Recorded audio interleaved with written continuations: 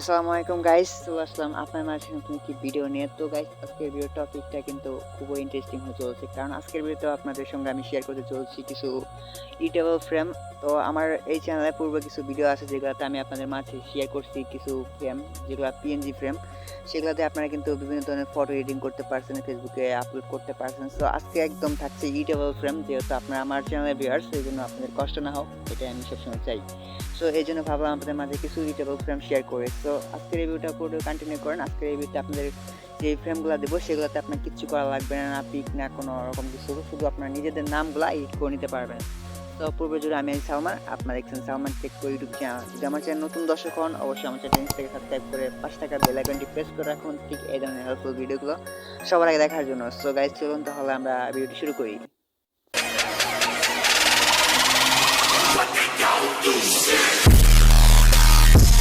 Welcome back guys, ফিরে আসলাম ইন্ট্রোর পর। তো ফার্স্টে আমাদের কি করতে হবে, ফার্স্টে আমাদের কিছু ইডিটেবল ফ্রেম প্রয়োজন হবে। সো আমার স্ক্রিন দেখতে পাচ্ছেন, এই যে এই ধরনের ইডিটেবল ফ্রেমগুলো আপনাদেরকে আমি একদম ফ্রিতে দিয়ে দিব, ঠিক আছে। সো কীভাবে ডাউনলোড করবেন এগুলো, সেগুলো আমি ভিডিওর মাঝখানে বলে দেবো, ঠিক আছে। তো তারপর প্রয়োজন হবে আমাদের পিক্সেল অ্যাপ অ্যাপ্লিকেশন, যেটা প্লে স্টোরে আপনারা অ্যাভেলেবল পেয়ে যাবেন। সো আমি চলে যাচ্ছি সরাসরি পিক্সেল অ্যাপে। তো পিক্সেল অ্যাপে আসার পর আপনারা এখান থেকে সাইজটা অনুযায়ী নিয়ে নেবেন আপনাদের।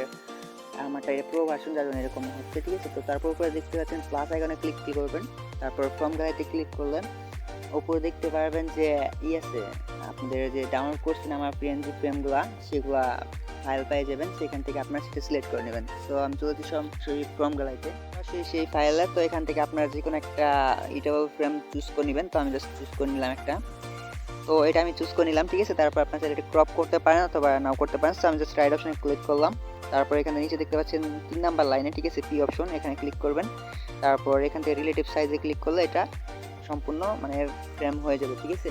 তারপর আপনারা কি করবেন, উপর থেকে লেয়ার অপশনে ক্লিক করে এটা লক করে দেবেন, তাহলে আর নড়াচড়া করবে না, ঠিক আছে। তো গাইজ, দেখতে পাচ্ছেন এটা কিন্তু একদম ফুল এডিটেবল ফ্রেম, ঠিক আছে। কোনো রকম পিকচারও আপনাদের এডিট করা লাগবে না উইদাউট, ঠিক আছে। তো আমি আপনাদের মাঝে এই যে এখানে সাজটা একটা বর্ডার রাখা হয়েছে, যেটার জন্য আপনাদের নাম লিখতে পারেন আপনাদের মন মতো করে, ঠিক আছে। তো আপনারা যেটা ইচ্ছা লিখতে পারেন।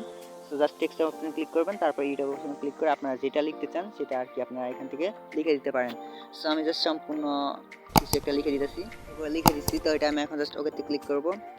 সো গাইস, এটাতে ফন্ট এড করার আগে একটা প্রথমে কথা বলে দেই, এই যে এই ফ্রেমগুলো কই থেকে ডাউনলোড করবেন।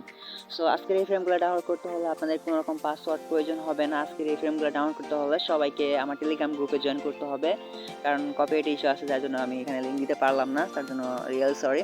সো টেলিগ্রাম গ্রুপে আপনারা গুগল ড্রাইভের লিঙ্ক পেয়ে যাবেন, যেখান থেকে আপনারা এক ক্লিকের মাধ্যমে কোনো রকম পাসওয়ার্ড ছাড়াই আপনারা এইগুলা ফ্রেম ডাউনলোড করে নিতে পারবেন। সো আশা করি সবাই বুঝতে পারছেন। তো চলুন দেখাই এখন কীভাবে এটাতে ফন্ট এড করবেন। সো ফন্ট এড করার জন্য জাস্ট আপনি এখান থেকে নিচে দিকে যাবেন, তারপর দেখতে পারবেন ফন্ট অপশনে পাবেন।